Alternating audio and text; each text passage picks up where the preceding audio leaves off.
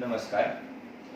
Dielectric and polarisation જોઈએ આપણે. Dielectric એટલે અવાહક પદાર્થ. અવાહક પદાર્થોને આપણે ડાઇલેક્ટ્રિક તરીકે ઓળખીશું. અને પોલરાઇઝેશન એટલે ધ્રુવીભવન. એટલે કે ડાઇલેક્ટ્રિક પદાર્થમાં જોવા મળતું ધ્રુવીભવન. ઓકે, અગાઉના ટોપિકમાં આપણે એવી ચર્ચા કરી કે કોઈ સુવાહક પદાર્થને બાહ્ય વિદ્યુત ક્ષેત્રમાં મૂકીએ તો વાહકની અંદરના વિસ્તારમાં નેટ ચાર્જ 0 અને વિદ્યુત ક્ષેત્રની તીવ્રતા પણ 0 એવું આપણે જોયું. તો જરા ફરી પાછું એને યાદ કરી લઈએ. માની લો કે આ એક સુવાહક પદાર્થ છે, કંડક્ટર.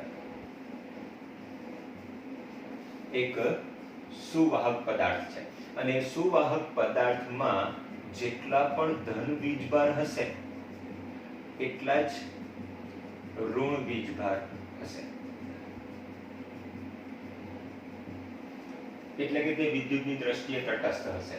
આ કન્ડિશનમાં તમે જુઓ તો અંદરના વિસ્તારમાં વિદ્યુત ક્ષેત્ર પણ શૂન્ય અને વિદ્યુત ભાર પણ શૂન્ય, નેટ ચાર્જ 0.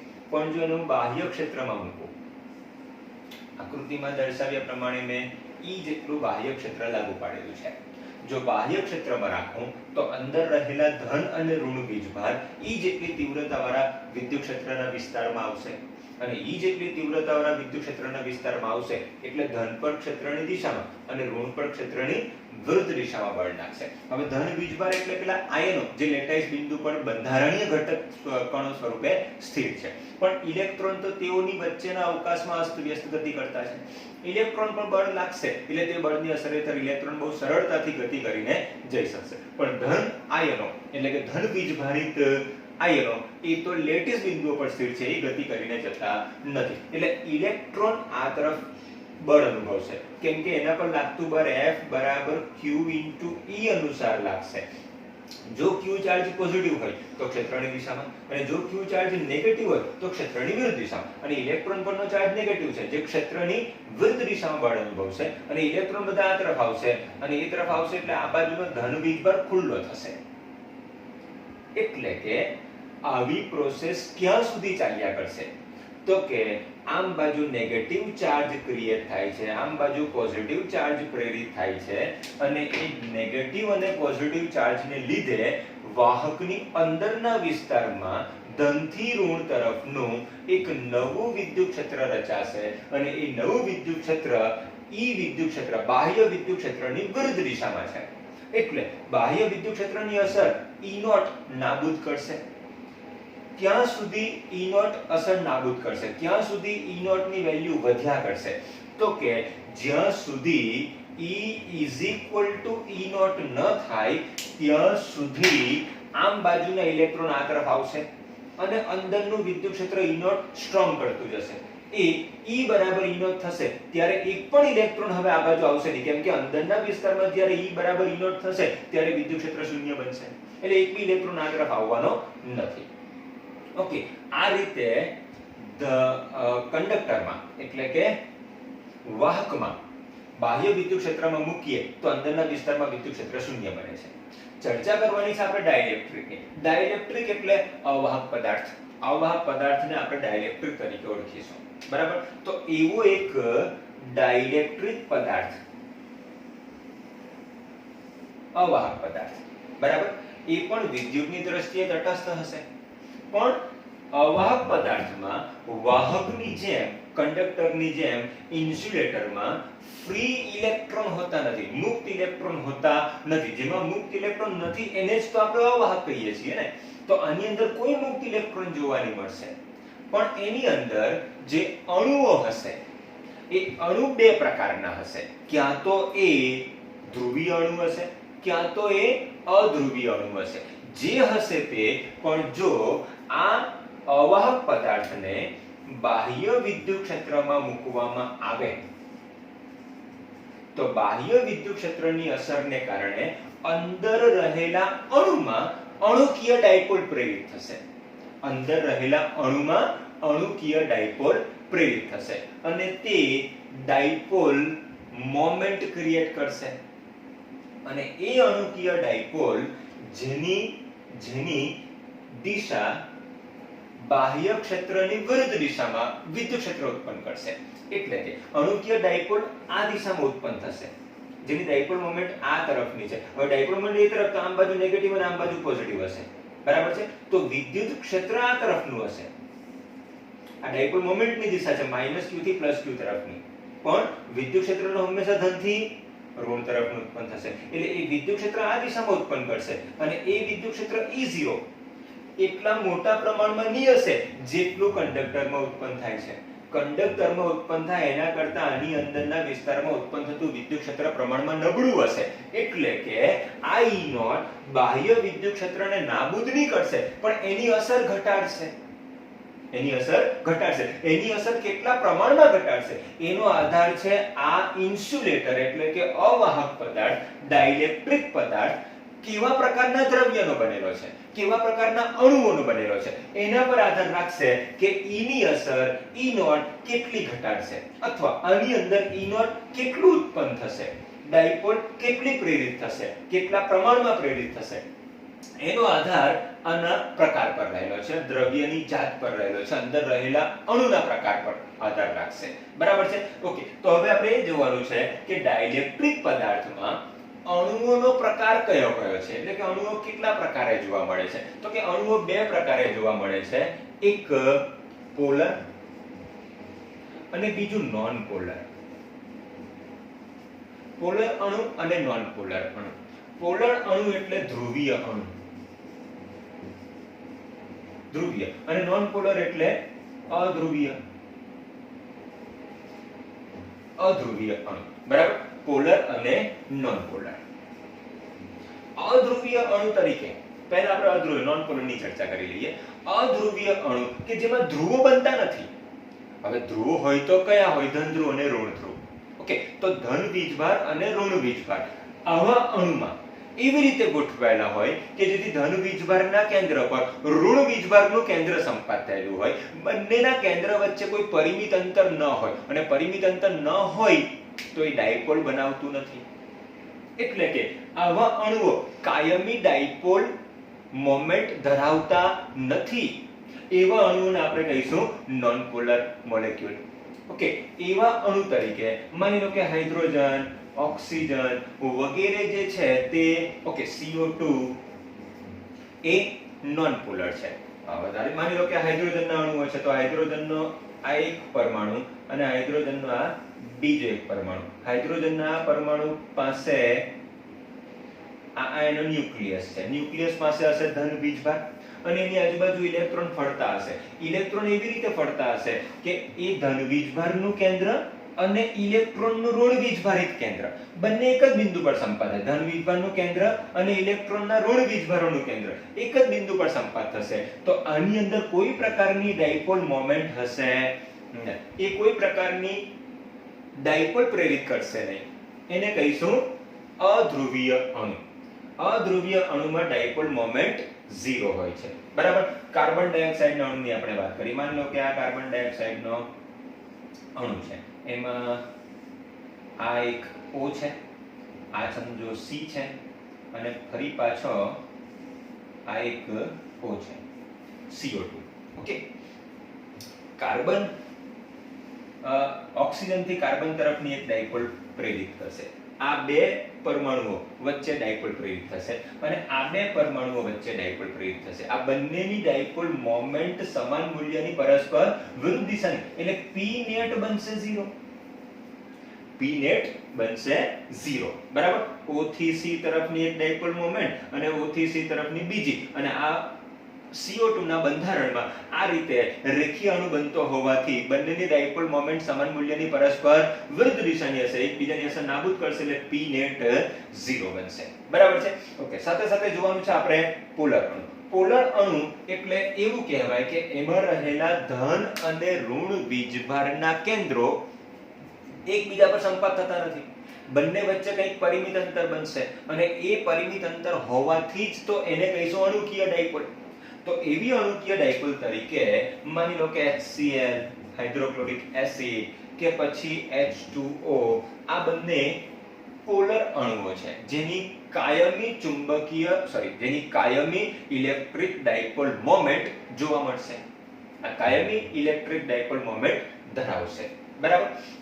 HCl ની આપણે વાત કરીએ તો સમજો આ એક ક્લોરીનનો પરમાણુ છે અને બીજો એક હાઇડ્રોજનનો પરમાણુ છે.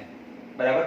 ક્લોરીન અને હાઇડ્રોજન, એમાં ક્લોરીન પર જેટલો નેગેટિવ હશે એટલો હાઇડ્રોજન પર પોઝિટિવ હશે અને તે આ તરફની ચુંબકીય ડાયપોલ મોમેન્ટ ધરાવશે,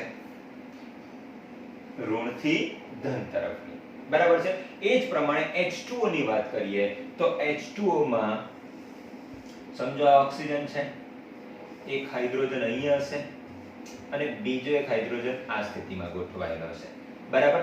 આમાં પણ તમે જોશો તો O થી H તરફની એક ડાયપોલ હશે, બીજી O થી H તરફની એક બીજી ડાયપોલ હશે. આ બંનેનો તમે સદિશ સરવાળો કરશો તો રિઝલ્ટન્ટ આ તરફની મળશે અને આ એની ઇલેક્ટ્રિક ડાયપોલ મોમેન્ટ જોવા મળશે. બરાબર. તો ડાઇલેક્ટ્રિક પદાર્થમાં આવા બે પ્રકારના અણુઓ હોઈ શકે. કોઈકમાં નોન પોલર હશે તો કોઈક ડાઇલેક્ટ્રિકમાં પોલર હશે. જેમાં નોન પોલર છે એમાં કાયમી ચુંબકીય ડાયપોલ મોમેન્ટ જોવા મળતી નથી, એમાં એટલે અણુમાં. અને જ્યારે પોલર હશે તો એમાં કંઈ કાયમી ચુંબકીય ડાયપોલ મોમેન્ટ અણુમાં જોવા મળશે. પણ આવા અણુઓથી બનેલા પદાર્થની કુલ ડાયપોલ મોમેન્ટ 0 હશે અને આવા એટલે કે પોલર અણુથી બનેલ પદાર્થમાં પણ P નેટ 0 હશે સામાન્ય સ્થિતિમાં. સામાન્ય સ્થિતિમાં ડાઇલેક્ટ્રિક પદાર્થ જેની કુલ ઇલેક્ટ્રિક ડાયપોલ મોમેન્ટ 0 જ હશે. ઓકે.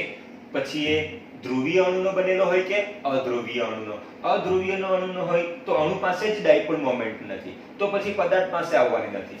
પણ ધ્રુવીય અણુનો બનેલો હોય તો અણુઓ પાસે ડાયપોલ મોમેન્ટ છે પણ પદાર્થ પાસે નથી. એટલા માટે કે બધા અણુની ડાયપોલ એવી રીતે ગોઠવાયેલી હશે, એવી રીતે પ્રેરિત થયેલી હશે કે તે અસ્તવ્યસ્ત હશે. બધાનો સદિશ સરવાળો કરશો તો પદાર્થમાં કુલ ચુંબકીય ડાયપોલ મોમેન્ટ 0 બનશે.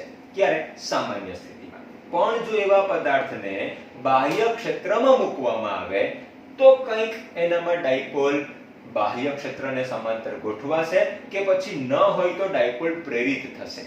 બરાબર. તો જોઈએ હવે પછી આપણે ડાયપોલ માટે. ઓકે. હવે ડાઇલેક્ટ્રિક પદાર્થને બાહ્ય ક્ષેત્રમાં મૂકીએ અને ડાઇલેક્ટ્રિક પદાર્થમાં થતી પ્રક્રિયાને સમજવી હોય તો પહેલા આપણે બાહ્ય વિદ્યુત ક્ષેત્રમાં ડાઇલેક્ટ્રિકના અણુને ગોઠવીશું અને એ અણુમાં શું જોવા મળે છે એને ધ્યાનમાં લઈને ડાઇલેક્ટ્રિક પદાર્થની ઘટનાને સમજીશું. તો અણુ બે પ્રકારના છે, ધ્રુવીય અને અધ્રુવીય. સમજો આકૃતિમાં દર્શાવ્યા પ્રમાણે આ બાહ્ય વિદ્યુત ક્ષેત્ર છે. મેં E જેટલું બાહ્ય વિદ્યુત ક્ષેત્ર લાગુ પાડ્યું અને એની અંદર પહેલા હું મૂકું છું નોન પોલર અણુ એટલે કે અધ્રુવીય અણુ. અધ્રુવીય અણુના કેન્દ્રમાં જેટલો ધન એટલો ઋણ વીજભાર કેન્દ્રિત થયેલો હશે.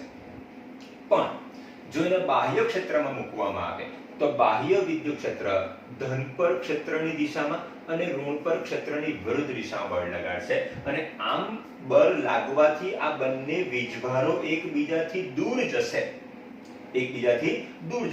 અને કંઈક અણુ આ સ્થિતિમાં આપણને જોવા મળશે, આમ બાજુ પ્લસ અને આમ બાજુ માઈનસ. હવે પ્રશ્ન એ થાય કે આ ક્યાં સુધી સ્થાનાંતરિત થયા કરશે?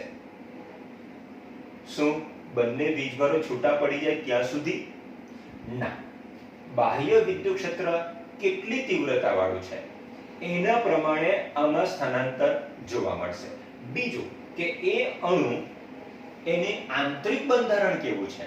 એનું આંતરિક બંધારણ એવું છે કે જે પોતાના આકારને જાળવી રાખવાનો પ્રયત્ન કરે પણ બાહ્ય બળને કારણે એનો આકાર ચેન્જ થાય છે અને આપેલ ધન અને ઋણ વીજભારો છૂટા પડે છે. ક્યાં સુધી છૂટા પડશે? તો કે જ્યાં સુધી બાહ્ય વિદ્યુત ક્ષેત્રને કારણે લાગતું Q * E બળ અને આની અંદર અણુમાં જોવા મળતું આંતરિક બંધારણીય બળ એકબીજાને સમતોલે ત્યાં સુધી આ પ્રકારની ઘટના જોવા મળશે. હવે તમે જુઓ કે બાહ્ય ક્ષેત્રને કારણે આ અણુ જે અધ્રુવીય હતો એ હવે ધ્રુવીય બની ગયો કેમ કે એનો ધન વીજભાર અહીંયા થઈ ગયો અને ઋણ વીજભાર અહીંયા છે. બે વચ્ચે પરિમિત અંતર પણ છે તો સ્વાભાવિક છે કે ઋણથી ધન તરફની ડાયપોલ મોમેન્ટ ક્રિએટ થશે. એટલે કે એ ડાયપોલ બનશે, કેમ કે જેટલો ધન હશે એટલો જ ઋણ હશે, તો આ બાજુ ઋણ જેટલો વીજબળ છે એટલો જ આ તરફ ધન વીજબળ છે, તો બનશે શું? ડાયપોલ. એટલે આ અણુ બની ગયો ડાયપોલ, જેને આપણે અણુકીય ડાયપોલ કહીશું. અને એ અણુકીય ડાયપોલની ડાયપોલ મોમેન્ટ p -q થી +q તરફની છે. તમે જુઓ તો બાહ્ય ક્ષેત્રની દિશામાં ગોઠવાય છે. એવી રીતે જ આની અંદર ડાયપોલ પ્રેરિત થશે કે જેની ડાયપોલ મોમેન્ટ બાહ્ય ક્ષેત્રની દિશામાં જ પ્રેરિત થશે.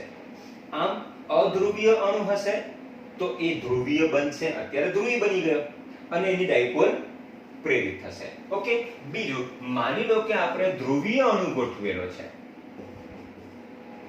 આ કોઈ ધ્રુવીય અણુ છે અને ધ્રુવીય અણુને આપણે બાહ્ય ક્ષેત્રમાં મૂકીએ તો ધ્રુવીય અણુ જેની ડાયપોલ આ ડાયરેક્શનમાં છે, એ ડાયપોલ પર બાહ્ય ક્ષેત્રને કારણે ટોર્ક લાગશે અને તે p ક્રોસ e અનુસાર ટોર્ક અનુભવશે. એટલે કે આ ડાયપોલ મોમેન્ટ જે આ ડાયરેક્શનમાં છે એ હવે અણુને આ સ્થિતિમાં લઈ આવશે અને એની ડાયપોલ મોમેન્ટ બાહ્ય ક્ષેત્રની દિશામાં ગોઠવાશે.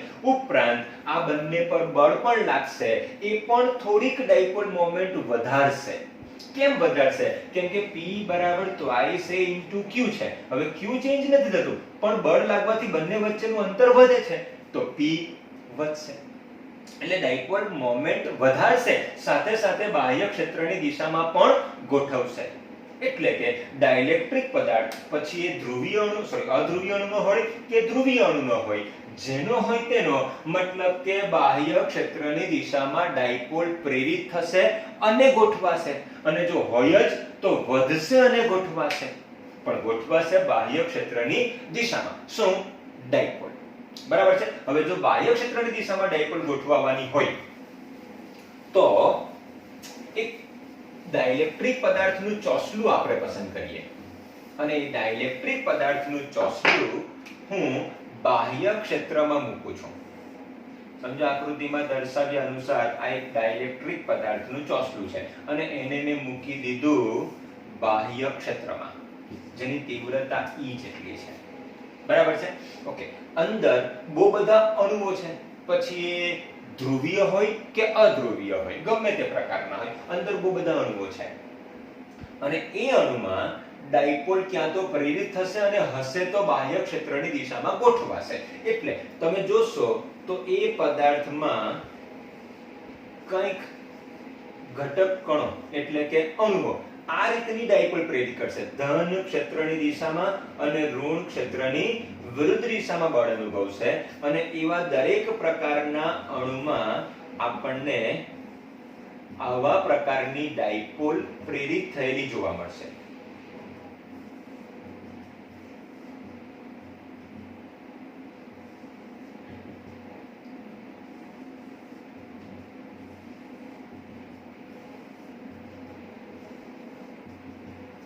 આમ ડાયપોલ પ્રેરિત થયેલી જોવા મળશે. જરા જુઓ તો આ બધી ડાયપોલ જેની ડાયપોલ મોમેન્ટ આ ડાયરેક્શનમાં છે, માઈનસ થી પ્લસ તરફની, અને તે બધી બાહ્ય ક્ષેત્રની દિશામાં ગોઠવાઈ ગયેલી છે, મતલબ કે બાહ્ય ક્ષેત્રને સમાંતર ગોઠવાયેલી છે. બરાબર છે. હવે આ ડાયપોલ જે પ્રેરિત થઈને એ ડાયપોલ p જેટલી છે. એવું કહેવાય છે કે જે પદાર્થના ઘટક કણોની ડાયપોલ મોમેન્ટ બાહ્ય ક્ષેત્ર E વધવાથી વધતી હોય તો એને રેખીય પદાર્થ તરીકે ઓળખીશું. એમાં જોવા મળતા ગુણધર્મને રેખીય પદાર્થ તરીકે ઓળખીશું કે એ રેખીય ડાઇલેક્ટ્રિકનો ગુણધર્મ ધરાવે છે. P is proportional to E. હવે કેમ વિદ્યુત ક્ષેત્ર પર ડાયપોલ મોમેન્ટ આધાર રાખે? તો કે જુઓ તો બાહ્ય વિદ્યુત ક્ષેત્ર આમાં રહેલા ધન અને ઋણ પર બળ લગાડે છે. F બરાબર Q into E સૂત્ર અનુસાર જેટલું E વધારે હશે એટલું F વધારે હશે, જેટલું F વધારે હશે એટલું આ બે વચ્ચેનું અંતર વધશે, ધન અને ઋણ વચ્ચેનું, અને જો બે વચ્ચેનું અંતર જેટલું વધશે એટલી ડાયપોલ મોમેન્ટ P બરાબર twice a into Q અનુસાર જો twice a વધશે તો P વધશે. પહેલા E વધે તો F વધશે, બળ વધશે એટલે બે વચ્ચેનું અંતર વધશે મતલબ twice a વધશે, અને twice a વધશે તો P વધશે. તો P is proportional to E કહેવાશે ને. એટલે જે અણુ માટે બાહ્ય વિદ્યુત ક્ષેત્ર વધવાની સાથેની ડાયપોલ મોમેન્ટ વધતી હોય એવા અણુને આપણે રેખીય અણુ સ્વરૂપે લઈશું. એમાં જોવા મળતો ગુણધર્મ રેખીય પ્રકારનો છે કે E વધવાની સાથે P વધશે. ઓકે, ચલો આવા પ્રકારના ગુણધર્મ વાળો પદાર્થ આપણે ડાઇલેક્ટ્રિક પદાર્થને બાહ્ય ક્ષેત્રમાં મૂકેલો છે. હવે શું જોવા મળે કે શું બધી જ ડાયપોલ જે પ્રેરિત થઈ એ બાહ્ય ક્ષેત્રને સમાંતર જ રહેશે કે પછી એના પર કોઈ બીજી અસર જોવા મળશે? તો કે એના પર બે પ્રકારની અસર જોવા મળે. એક બાહ્ય વિદ્યુત ક્ષેત્રની અસર અને બીજું બાહ્ય પરિબળ તરીકે ટેમ્પરેચરની અસર.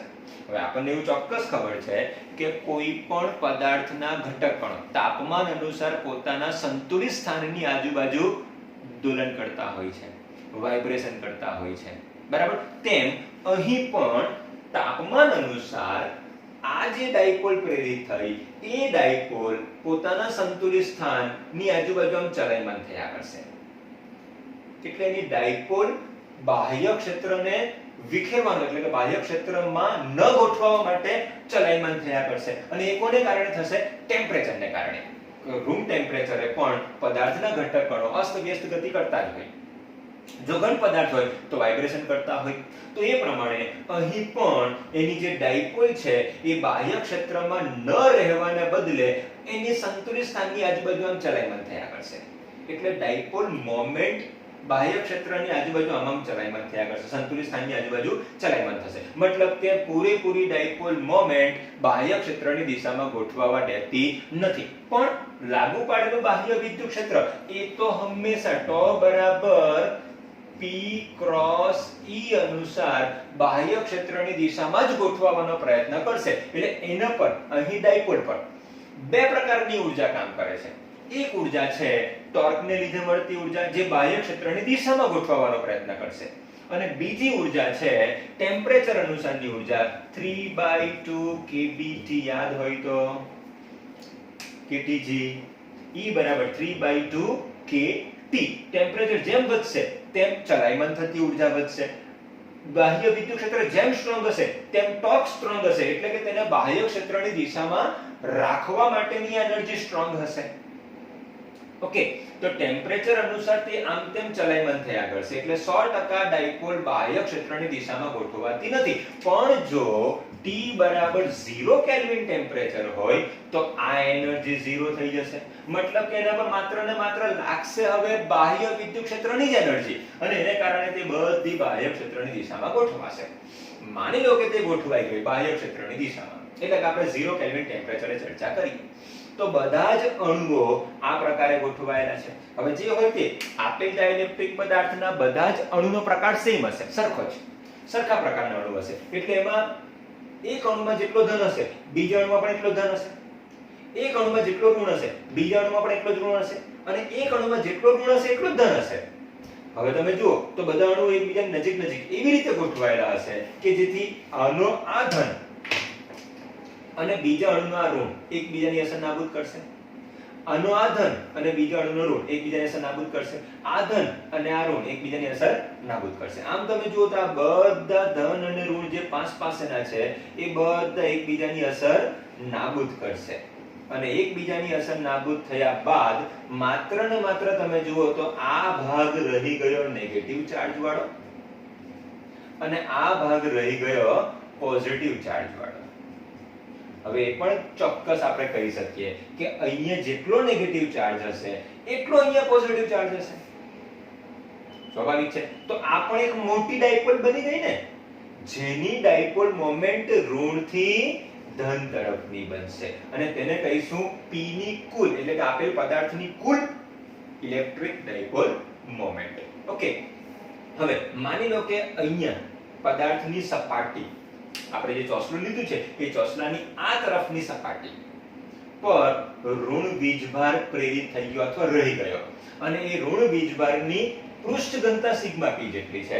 તો એ નેગેટિવ હશે કેમ કે ઋણ છે, અને અહીંયા પણ સિગ્મા p હશે ને, પણ એ પોઝિટિવ હશે કેમ કે ધન વીજભાર અહીંયા પ્રેરિત થયેલો છે. તો આમ બાજુ માઈનસ સિગ્મા p છે, આમ બાજુ પ્લસ સિગ્મા p છે. ધારી લો કે આ જે ચોસલું છે ચોસલાની આ તરફની સપાટીનું ક્ષેત્રફળ a જેટલું છે તો અહીં રહેલો વીજભાર minus sigma p into a હશે અને અહીંયા રહેલો વીજભાર plus sigma p into a હશે. આ બંને વીજભાર સરખા મૂલ્યના હશે પરંતુ વિજાતીય પ્રકારના હશે. એક નેગેટિવ અને બીજો પોઝિટિવ. ઓકે, આ રીતે ચોસલું પણ શેનું? ડાઇલેક્ટ્રિક પદાર્થનું. ડાઇલેક્ટ્રિક પદાર્થમાં આ મોટી એક ડાયપોલ પ્રેરિત થઈ minus sigma p into a જેટલો નેગેટિવ ચાર્જ અને plus sigma p into a જેટલો પોઝિટિવ ચાર્જ, અને એ નેગેટિવ ચાર્જ થી પોઝિટિવ ચાર્જ તરફની ડાયપોલ મોમેન્ટ ઉત્પન્ન કરશે. અને એ ડાયપોલ મોમેન્ટને જો મારે લખવી હોય તો p બરાબર twice a into q. જો ચોસલાની લંબાઈ l હોય તો આવશે l એની લંબાઈ twice a into q. q એટલે sigma p into a. Sigma p into a. તો p બરાબર l into sigma p into a. આટલી ડાયપોલ મોમેન્ટ આખા ચોસલામાં પ્રેરિત થશે. અને આખા ચોસલામાં જેટલા અણુની સંખ્યા વધારે હશે એટલું સિગ્મા p નું મૂલ્ય વધારે હશે. જેટલું સિગ્મા p નું મૂલ્ય વધારે હશે એટલી ડાયપોલ વધારે પ્રેરિત થશે. બરાબર છે? ચાલો હવે આ ચોસલાનું ધ્રુવીભવન થયું એમ કહેવાય. આ ચોસલાનું પોલરાઇઝેશન થયું એમ કહેવાય. આ ચોસલો આ બાજુ નેગેટિવ ચાર્જ ધરાવે છે, આ બાજુ પોઝિટિવ ચાર્જ ધરાવે છે. બાહ્ય વિદ્યુત ક્ષેત્રમાં મૂકીએ તે પહેલા ચોસલામાં આવું કંઈ જોવા મળતું હતું નહીં, કેમ કે ચોસલાની કુલ ડાયપોલ મોમેન્ટ 0 હતી. પણ હવે 0 રહી નથી. હવે તો આમ બાજુ નેગેટિવ અને આમ બાજુ પોઝિટિવ પ્રેરિત થઈ ગયું. બરાબર છે? હવે જો આ ચોસલામાં એક તરફ ધન ધ્રુવ અને બીજી તરફ ઋણ ધ્રુવ જેવું બની જતું હોય તો એમ કહેવાય ને કે ચોસલામાં ધ્રુવીભવન જોવા મળ્યું, ચોસલામાં ધ્રુવો જોવા મળ્યું, એટલે કે ચોસલાનું પોલરાઇઝેશન થયું એમ કહેવાય. ચોસલાનું પોલરાઇઝેશન થયું એમ કહેવાય. અને પોલરાઇઝેશન ધ્રુવીભવનની ઘટનામાં પોલરાઇઝેશન p ને વ્યાખ્યાયિત કરેલું છે. જો ડાયપોલ મોમેન્ટ p અને પોલરાઇઝેશન p અલગ છે. પોલરાઇઝેશન p એટલે ચોસલાના એકમ કદ દીઠ ઉત્પન્ન થયેલ વિદ્યુત ડાયપોલ મોમેન્ટ, એટલે કે p/v. Capital P is equal to small p upon v. જ્યાં small p એટલે સમજો પ્રેરિત થતી ડાયપોલ મોમેન્ટ અને p એટલે પોલરાઇઝેશન. p એટલે પોલરાઇઝેશન. તો p બરાબર p upon v. p એટલે લખી દઈએ આપણે આ sigma p a into l upon v એટલે a into l. v એટલે ચોસલાનું કદ એટલે ક્ષેત્રફળ ગુણ્યા પહોળાઈ, તો આવશે a into l બરાબર બનશે સિગ્મા p. તો પોલરાઇઝેશન p બરાબર સિગ્મા p બનશે. ઓકે, ચલો પોલરાઇઝેશન p આધાર રાખશે આના પર અને p આધાર રાખે છે e પર. p આધાર રાખે છે e પર. આ p એટલે ડાયપોલ મોમેન્ટ અને આ p એટલે પોલરાઇઝેશન. જો small p dipole moment e પર આધાર રાખતું હોય અને કેપિટલ p એ સ્મોલ p પર આધાર રાખતું હોય તો capital p is proportional to e લખી શકાય. Capital p is proportional to e લખાશે. ઓકે, તો હવે p is proportional to e. p બરાબર જો લખવું હોય તો હું એક સપ્રમાણતા અચળાંક મૂકીશ chi e અને એને નામ આપ્યું આપેલ અવાહક પદાર્થની ઇલેક્ટ્રિક સસેપ્ટિબિલિટી. ઇલેક્ટ્રિક સસેપ્ટિબિલિટી એને કહીશું ઇલેક્ટ્રિક સસેપ્ટિબિલિટી. એ છે અવાહક પદાર્થનો એક ગુણધર્મ, એક અચળાંક છે અને એ અવાહક પદાર્થના દ્રવ્યની જાત પર આધાર રાખશે, એના બંધારણ પર આધાર રાખશે. જો પદાર્થ ચેન્જ થશે, અવાહક પદાર્થ બદલાશે તો એના માટે chi e પણ ચેન્જ થશે, જેને કહીશું ઇલેક્ટ્રિક સસેપ્ટિબિલિટી. તો p is equal to chi e into e. ભવિષ્યમાં આપણે k એટલે ડાઇલેક્ટ્રિક અચળાંક, k એટલે ડાઇલેક્ટ્રિક અચળાંક અને chi e ઇલેક્ટ્રિક સસેપ્ટિબિલિટી એને કંઈક આવા સંબંધથી જોઈશું. k is equal to 1 plus chi e. k is equal to 1 plus chi e. એવો સંબંધ આપણે ભવિષ્યમાં જોઈશું. પણ હાલ પૂરતું p બરાબર chi e into e. આ એક ઇક્વેશન યાદ રાખજો. p એટલે પોલરાઇઝેશન અથવા પોલરાઇઝેશનની તીવ્રતા. p એટલે પોલરાઇઝેશન અથવા પોલરાઇઝેશનની તીવ્રતા. બરાબર છે? ચાલો હવે પોલરાઇઝેશન p નો એકમ શું બનશે? પોલરાઇઝેશન p નો એકમ p બરાબર ડાયપોલ મોમેન્ટ ના છેદમાં કદ. ડાયપોલ મોમેન્ટ એટલે કુલમ ઇન્ટુ મીટર અને છેદમાં કદ એટલે મીટર ક્યુબ. તો એક એક મીટર કેન્સલ થશે તો કુલમ પર મીટર સ્ક્વેર રહેશે. અને તમને ખ્યાલ હોય તો સિગ્મા p એટલે વીજભારની પૃષ્ઠ ઘનતા. વીજભારની પૃષ્ઠ ઘનતા એટલે વીજભારના છેદમાં ક્ષેત્રફળ. તો એનો એકમ પણ બનશે ને કુલમ પર મીટર સ્ક્વેર. તો p બરાબર સિગ્મા e થાય છે. p બરાબર સિગ્મા p થાય છે. તો p નો એકમ બનશે કુલમ પર મીટર સ્ક્વેર. બરાબર છે. હવે chi e p/e બનશે. તો chi e નો એકમ શું બનશે? p નો એકમ બનશે કુલમ પર મીટર સ્ક્વેર अपॉन E બનશે ન્યૂટન પર વોલ્ટ પર મીટર અથવા ન્યૂટન પર કુલમ.